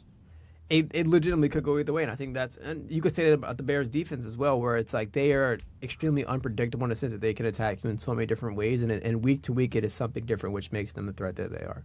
Yeah, can't wait to see him. But yeah, that's why all my reasons for picking this game. Right, there's so many things to look at here, top down, like coaches, like game plan, like everything down to even the corner receiver matchups. So I'm like, I think this one will be a lot of fun. Yeah. All right, my game of the week is. I'm going Texans versus Chargers, and very much the same reason that you said about like and the whole point about like consistency and gaining momentum going into the playoffs. Two teams right here where I really want to see it. The Chargers are already locked into a playoff spot, and then the Texans are basically locked into a playoff spot, which is insane, by the way. Yeah, RIP the Colts. It's they. I remember they show the stat. And I don't want to like butcher it, but I know like basically it was historic that the fact that they were like after they were 7-1. Yeah, 7-1 start, and they had a very high in the 90% chance to make the playoffs, and then now they're staring at a 2% chance with 2 games left. And a Phillip Rivers retirement plan. Yeah, it's just not looking good for them, especially because like the Sauce Gardner acquisition, and you were like, all right, you're kind of going all in on this season. And then now it's like, and look, I don't think like they're like, it's a well, this season is a failure. Like we're back to, the depths of hell. But like, I do think it is like especially the quarterback position. It's going to be really interesting because you're like, all right, like, do you gamble on a post ACL and fibula injury Daniel Jones and just hope he returns to that form that you had him at before all of that, or are you like, all right, like. Anthony Richardson's still there, and it's like. So I was going to ask you, because of where they're at now officially with the playoffs, do you let Phillip Rivers ride this out, or if Anthony Richardson can play, do you give him 2 more games to say like, do you got anything? But even if it's just for trade value at this point, right? Like just show that like, hey, maybe another team would want to take him on. I would play Anthony Richardson the rest of the way because what the fuck are we doing with Phillip Rivers at this point? Yeah, other than just being a feel good story for a team that's not going to have any picks in the next draft. Yeah, and that was like my fun matchup that I picked last week, where I was like Phillip Rivers versus Hollywood, and it was like kind of examining like the whole fact of like, oh well, like this is going to be made into a story, a Disney movie, and they're going to dramatize this, and we're going to hear crazy stuff about how they went on to win the Super Bowl with an aging Phillip Rivers, and it's just it's a fun story, but at what point do you say like this isn't progressing what we need, and you need to you have questions that need to be answered. And just and especially like the Anthony Richardson stuff, right? It's because like either way, if it just doesn't seem like and I don't know, like. I apologize, by the way. I got us off on a complete. We're supposed to be talking Texas Chargers. I got us on a completely different team. I don't know where the Colts are at with the quarterback situation, but all I can say is that it is messy. Yeah. Because like and once again, I'm really interested to see like, do they really take a chance on the Daniel Jones after the injury stuff? Like, this offseason is they're gonna be one of the more interesting teams to watch. And like maybe they're like, hey, we have Anthony Richardson, we feel like he's made progressions and sat behind, but you're like, all right, like he's also been injured as well with this whole freak eye like injury, and it's like, oh yeah, there's a lot of questions left. But I do agree with you. If Anthony Richardson's healthy, show him out there at least for some trade value or something where it's like you can at least try to get something for him potentially. Okay, back to Texas Chargers. Can I ask you something real quick about basketball? Who do you hate more at this point, PJ Washington or I knew Wemby? you were gonna say that. Who do you hate more at this point, PJ So Washington or Wembanyama? I happened to look down at my phone and I saw a clip of Wemby basically throwing Chet off of him. And it looked like he looked down at him before he windmilled, which I like wouldn't be surprised. that was my cue to put my phone back down. All right. Sorry, I keep making you go off a tangent. We're supposed to be talking I'm about. ignoring that. Texas Chargers, both of them are basically locked into playoff spots. I really want to just see Herbert, especially, and we talked about like his his lack of showing up in the playoffs or in big moments. I really want to see how he kind of does it against the Texans defense, kind of down the stretch to like say like, all right, like we need to see consistency going into the playoffs. Like this is the moment to kind of take advantage. Here's a great team to try to practice it up against, who's going to be in the playoffs and is going to be one of the better defenses and more like Texas defense is when you match up against him, it is going to be hell in the playoffs for whoever is a top seed, because the Texans Just are pray. looking at like a 7th seed, and it's like yes, like there's the whole point of the number 1 seed and getting the bye week, but also I think it's just avoiding playing the Texans because like and it's basically Broncos or Patriots, either one they're looking like all right like whoever's the 1 seed, we need to get that to avoid the Texans. And I like yes, like the more seed in the bye like matters, but I'm looking at it as like, well, we don't got to play the Texans potentially for at least another week. So I'll just say that I think like this could be a great opportunity for Herbert to kind of really establish some consistency and show up in a big game. And on the other side of this, like getting the Texans offense into a rhythm more. And I think they not that they almost lost to the Raiders, but it was a lot closer than it should have been. And I think that the Texans offense needs to, chip in, put in its weight. And I think this is a great game to try to do it. I completely agree, and that's why it was actually part of my player matchup. I basically just said Herbert against the Texans defense as my player matchup this week because I just want to see chaos. You just had a get right game against the Cowboys defense, right? And how terrible they are. And by the way, you want to know how terrible this Cowboys defense is? They didn't get 1 sack on Justin Herbert, who was the most pressured quarterback in the league this year. They didn't get 1 sack. The first team this entire year to not get a sack against the Chargers that they played. Insane. That's how bad they were. So now you're on the opposite side of the spectrum, right? You're about to play the Texans defense, which we talked about all season, and how you were just got done talking about like how vaunted they are and just how great. I mean, it's just insane what they're doing, the teams. But I mean, Herbert, man, like you're right. Like this is like, hey, look, you're about to go in the playoffs. What you got? Like, because this is like the hardest defense you would have to go against in the entirety of like both conferences, right? Probably. Like, so we need to rank this for sure, because we keep saying like top 3. Who is your number 1 defense? I think it's Texans. I would go Texans, Seattle, and then Denver. Yeah, Texans, Seattle, and then Denver. I think I'm right there with you. So yeah, this is the number 1 defense in the league. This is your chance to say like give your offense some even more, right? You had, like I said, get right game. Now it's like, okay, are we actually right?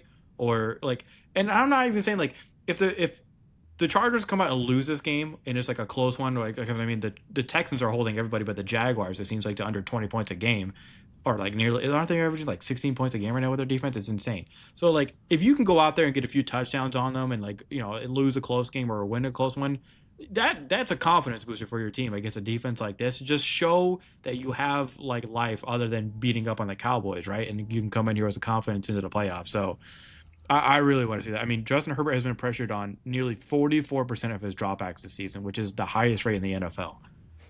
And I feel like it's going to be higher than that against the Texans because Danielle Hunter and Will Anderson Jr. are just nuts. So we'll see what happens. I'm curious to see how much man coverage either team plays, because the Chargers don't play a lot in general, and C.J. Stroud's really good against man coverage, not as much against zone, which I think the Chargers play more zone than everybody. So there's both sides to this thing, but mainly I'm just like, all right, Herbert, like what you got? All right. What is or do you want me to go first with the unit matchup? Oh wait, sorry, you already hinted that you didn't choose this one, so I'll go and say I had the Panthers offense versus the Seattle defense. Yes. And Thank you. I'll say it's Wait, because, can I get a sicko alert? And no, that's not a sicko thing. It's fair. They're 2 playoff teams, okay?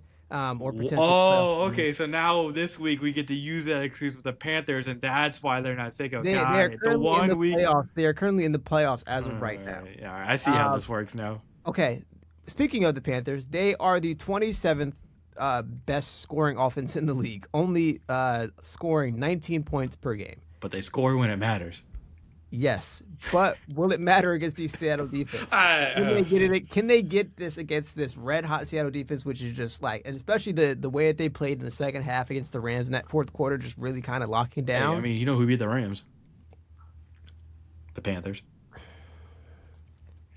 Sorry, this is becoming me caping for the Panthers and the Jaguars every week. I think the Panthers are great. This is a great opportunity. Same way I was talking about the Texans and the Chargers of like you're building consistency and you need to win this game. Like these are important games down the stretch for you. What better opportunity to try and do it against this Seattle defense? 100%. Yeah. Because I'm trying to think like the individual matchups in this one. You're gonna have T Mac against all those DBs. It feels like you're gonna have the run game going against that D line, and just the O line D line matchup in this one. Like you're saying, like with their offense versus defense is going to be a lot of fun to watch. Like, can Ike Ekwonu hold up? Can their interior, the O line, like Hunt, guys like that? Like, how are they going to handle with those D tackles? Like, you got Lawrence, you got, I mean, Williams. There's just so many guys on this team. It's insane. Devin Witherspoon has the highest PFF grade as of right now. Just F everybody? Of DBs. Oh, I was like, what? Damn.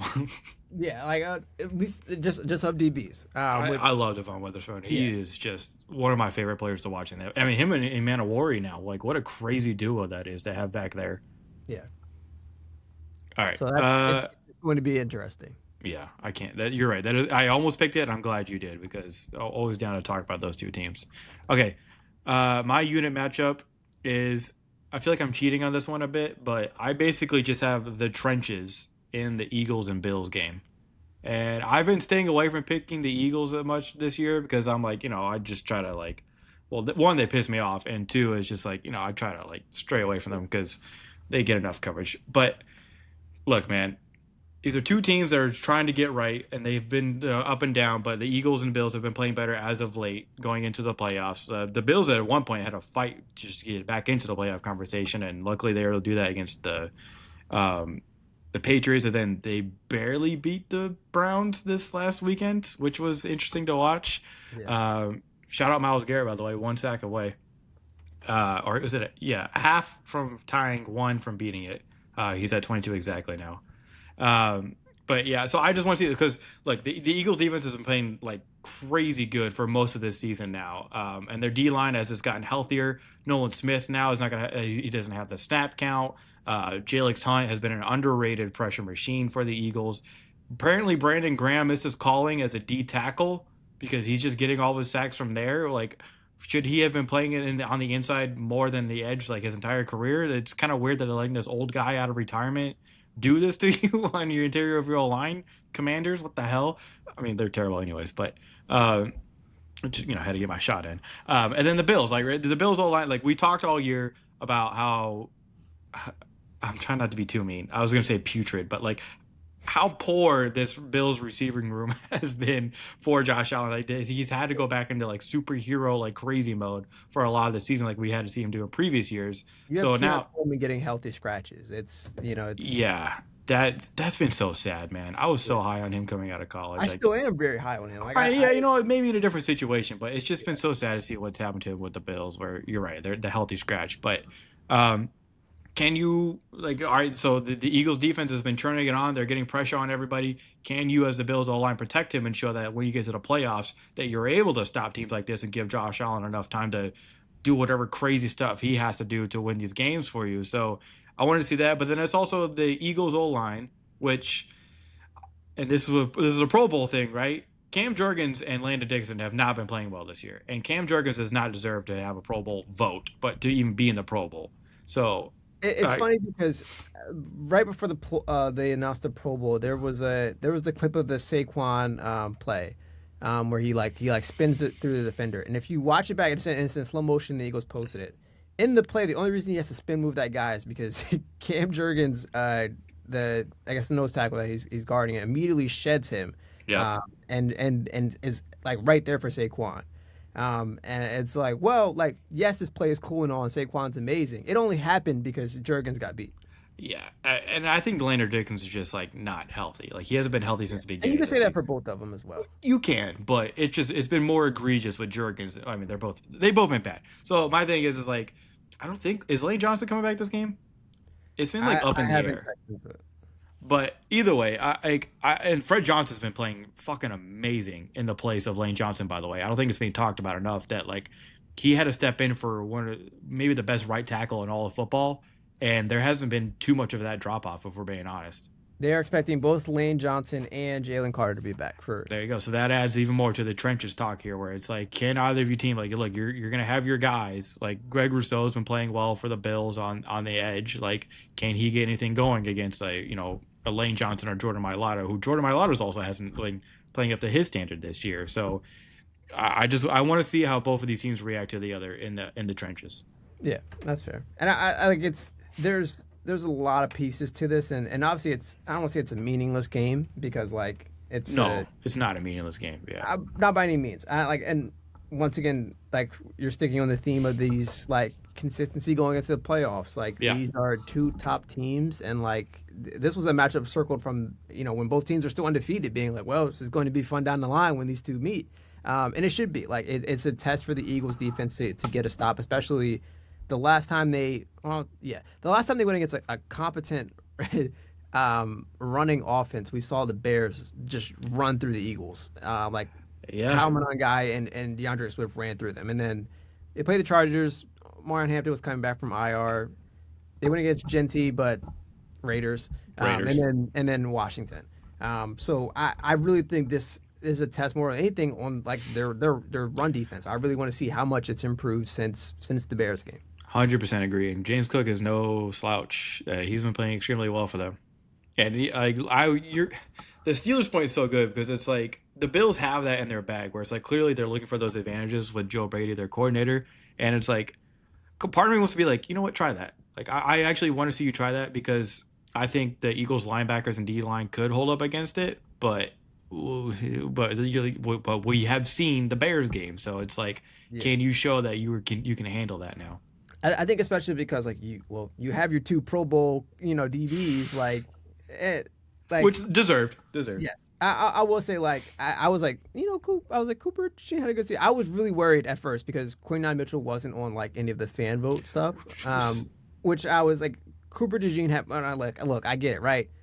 He's the Jackie Robinson of the defense and Quinion has the unfortunate position of like you're a shutdown corner, but you're not getting all the interceptions. And it is. And that was one of the things I saw Bears fans getting upset. Like, well, why is Quinyon in over Nishon Wright? And I'm like, all right, like, let's look at. And I literally saw like somebody break down the stats of like how much they're being targeted, how much yardage they're allowing, how many touchdowns, and then it was like you look at that and it's like it is Quinyon is by far the top. Like, people are scared to throw his way. Yeah. And that's why he doesn't. And when they do throw his way, it's usually not a completion. So yeah. Really look forward to that one. Yeah, and I like you mentioned the Bears, or not the Bears, the Bills receiving core. Like I don't want to say like they're a non-factor for this game, but I think like when you have two Pro Bowl DBs who are up to the standard that they are, it kind of takes out your already depleted and struggling passing game as it is. So it really is just like let's see the run game, let's see Josh Allen be the Superman, let's see how the Eagles can contain that. Yeah, it's like it's a yearly thing now with the Bills where they throw a kind of a Hail Mary at like what was once like a really productive receiver to join their team. Like last year it was I'm gonna forget, I literally just had it in my head. He was on the Cowboys and the Raiders, the guy they signed late last Brandon year. Cooks. Well, they just signed Brandon Cooks this year. Yeah. I feel so bad forgetting his name because he was a really good receiver. Michael Gallup, was it? Mm-mm. No, you said Cowboys. I'm blank. Never mind. Hey, it is what it. Either way, good lord. And Brandon Cooks, this was his first game with him. Would he have one catch for 4 yards, or one catch for 13 yards? We'll see if they're able to put him even more into the. Good lord, he's throwing to everybody. Josh Allen is. This is ridiculous to look at. Except Keon Coleman. Except Keon Coleman, who's a healthy scratch. But yeah, Yeah, I'd be curious to see if Brandon Cooks gets more and more involved, like how much he could actually help this offense once he like gets more comfortable with the system. But yeah, you're gonna have to be a run first team with Josh Allen back there, and I think that's their best way forward. So we'll see how the Eagles handle that. All right, last matchup. What do you got? Sorry, I'm trying to find this receiver that you're talking about. I'm like, It's gonna come to me at some point. Don't so worry. I went to Football Reference to see their roster from last year. They had MVS, Mhm. Curtis Samuel, Mac Hollins, Amari Cooper. Amari Cooper. Yeah. Yeah, remember they traded for him and it was like, we finally have a man beater. I was like, do you? And oh no, that was he retired this season for the Raiders. That should have been a sign that we were wrong about the Raiders. It'd be really funny if Brandon Cooks retired after the season too. All right, player matchup. So I wanted to stop you when you were talking about Myles Garrett because naturally I do too and out. So one is Myles Garrett versus the record. Because it is funny that he plays the Steelers this week, and I was like, well, that would be the perfect team to to get it against. Aaron Rodgers better Yeah, watch out, my guy. Yeah, and the way that he was moving against the Bills, and it's funny that like they clearly didn't want him to like, and Yeah. obviously nobody wants to allow Myles Garrett to run ransack over your team, but like nobody wants him to break the sack record on your team as well, and they clearly game plan for that, and even or I think it should have been a safety, but the play where Josh Allen's like running back and Yeah. barely holds the ball out of the end zone. Like it's funny that they were like, oh yeah, Mason Graham just got to it before him, and I was like, that is so lucky. Like it's literally Yeah. like a split second of like Mason Graham touches him first, and then Myles Garrett touches him. And then it also was like, Damn well, rookie. like he basically ran away from Myles Garrett, so Myles Garrett should get at least some kind of sack. Like it literally like he turned it like absolutely not, and I don't blame him. But yeah, so it'll be interesting to see. Like that's one like kind of smaller matchup I want to take a look at. And then another one that I picked out. One Joe Burrow is really kind of like. I feel like for a couple weeks I was worried about his mental health. Like he was just like he seemed a little depressed, and some of his statements were just like kind of crazy. But he had a good week this past week. Yes, it was against the Dolphins, but good week regardless. So I really want to see Jamar Chase against Will Johnson and see what this looks like because the Cardinals don't have too much going for them, but Will Johnson has been one of their positives, and it's going to be interesting to see how he stacks up against the top receiver in Jamar Chase. He looked good this last weekend. Will Johnson. He really did. No, I like that. Can I ask you the Joe Burrow stuff this week? He was all solemn and talking like Riddles and you're talking like a guy who just got dumped or something, and like I don't know, like it was funny because like they were like, does this not seem like Andrew Luck? And I was like, all right, like let's not put that in. which the that's air. like the canary in the coal mine. It's like, well, Yeah. don't say that. Like Yeah, keep like, his name out of this. That's I started seeing Andrew Luck get thrown around. I was like, you know what, like. I don't like it, but I see a path where like it is. Yeah, I very wouldn't clear. blame him. Yeah, like The Bengals need to be. The NFL needs to step in at some point. What a trash organization. yeah. Like I'm sorry, but like you're supposed to be also like one of the more like legacy kind of like franchises. Like you're like what I'm talking about. Like it was Mr. Brown who owned the Browns, and then he goes to the Bengals. Like that's like you're supposed to be one of those like legacy teams, and then now here we are where you're the team that everyone looks down on because you basically just don't pay your players, you don't make trades, you just think you're going to draft your way to success.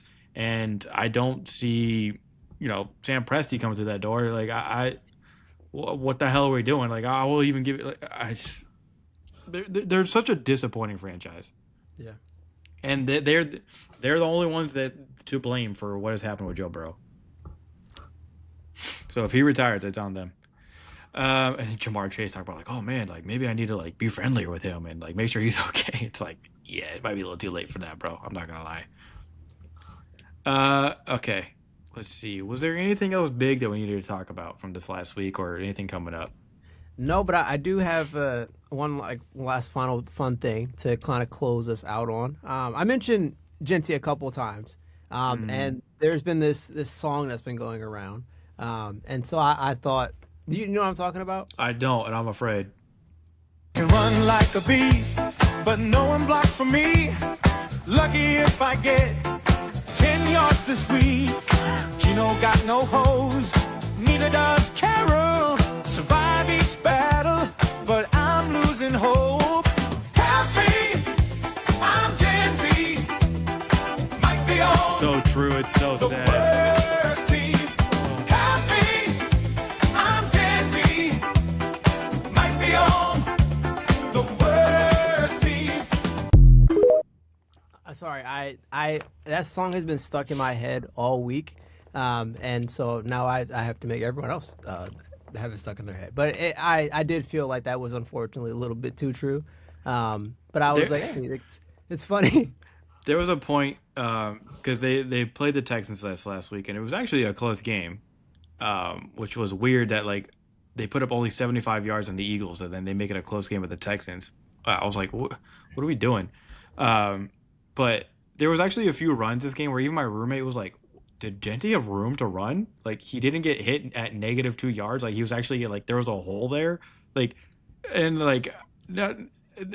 Like in fact, like a casual fan who doesn't pay attention like we do is even like, wow, Genty's like he's got holes to run through. It's like And it's funny that how, noticeable if he even able to get anything positive. it's crazy how after the game as well too, Will Anderson like talked about it. He was like he said it was like the first time that he like stopped and like processed what someone was doing on the field, like with Genty. And I was like, dang, like we. Because he truly, I think he truly can be like one of the better running backs in this league. Like I really fully believe that. It's just he's in the worst running back situation you could possibly be in the league. The worst offensive situation you could possibly be in the league. I bring this up because we are getting the tank off this week because we have the 2-13 Giants versus the 2-13 Raiders, and excuse me. I was gonna say like what better team to run against, and then I was like well, you know, the Giants do have one of the better defensive lines, so I don't know, but either way, it's going to be funny. And yes, like Oh my God, you're right. I'm looking at Tankathon right now. They're literally tied for the first overall pick. it is literally a like we're going to have a tank off. But and like I know the player stance on it, like their pride and they're like we're not going to tank for anything. But at the same time, it's like when you are right there and this is a chance at getting better. Obviously, I think the Raiders need this a lot more than the Giants do. Like I think the Giants will be good either way. They have, you know, a Jackson Dart that they can build around. They have, you know, great pieces on their defensive line. And it's just like you're just trying to, you know. Malik Neighbors will come back. Yeah, Malik Neighbors will get back. I think like the Giants are in a much better place than the record seems. And I think injuries really kind of set them a lot further back than they should be. But the Raiders, that you're looking, you're like, all right, you need a savior. You talk about like that Dude, whole, okay. like, This is the thing though with the Raiders. I do not want them to draft a quarterback. yeah. I do not want it. They are not set up in any way at all. I'm so sick of seeing teams draft quarterbacks early before their team is actually set up for success. Like Joe Burrow, right? Like find some positive in your old line. Like I don't know. My thing with teams like this is always like, especially like this isn't exactly a strong quarterback class that's about to come out. They need to be looking at O-line, which again, this might not be the best one for that too. But like in my mind, if I'm the Raiders, I'm letting everybody know whether it's the first or second overall pick, it's available. What do you got? Like we're gonna have an auction for this, and you're gonna give me players that are useful, and you're gonna give me a pathway to gather more useful players, so that when we do get a quarterback, we can actually be like successful. Because right now you have what could be a top 5 running back in the league, and you're gonna run him into the ground before your team is even anything. And you have Brock Bowers too, by the way. So, we mentioned Kyler Murray earlier. Do you think it's worth it to just be like, hey, like we're in a transition period. We need to at least have somebody who we can at least like, and especially he's a lot more mobile than Geno. Like having the structure of saying like, well, if you're not gonna have time in the pocket, at least we can have you scramble and we can have some creative options and like. I don't even know who the coach is going to be in Vegas. Fair enough. That's my thing, dude. You got the Giants, the Raiders, the Browns, the Jets, and Tennessee are your top 5 right now. Of those 5, who are you most confident in? Wait, let's them all off again. As an organization, who are you most confident in? The Giants, the Raiders, the Cleveland Browns, the Jets, or the Titans, all of which are top 5 in the draft right now. Okay, so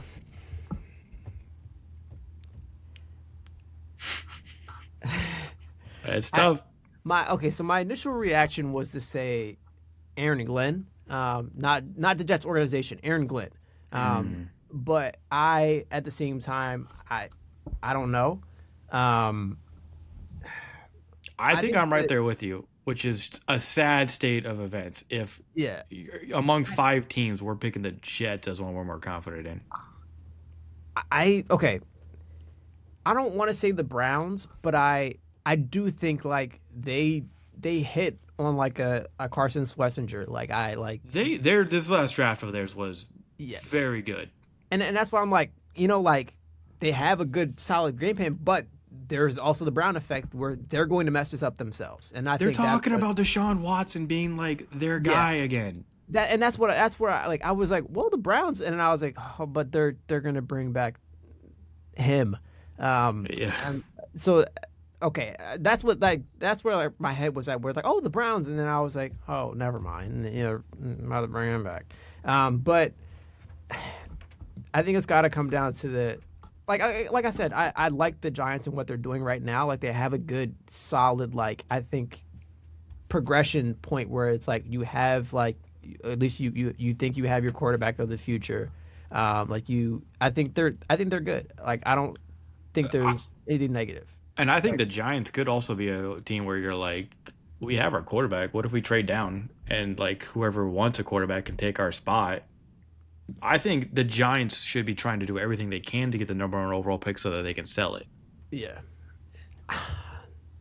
Yes, I think the Giants they have more they have a better option for oh, and I'm thinking about all this and I'm thinking about how I'm gonna Dude, have to try to plan this for the WHIP drive show and that's driving me crazy more than yeah, anything. yeah.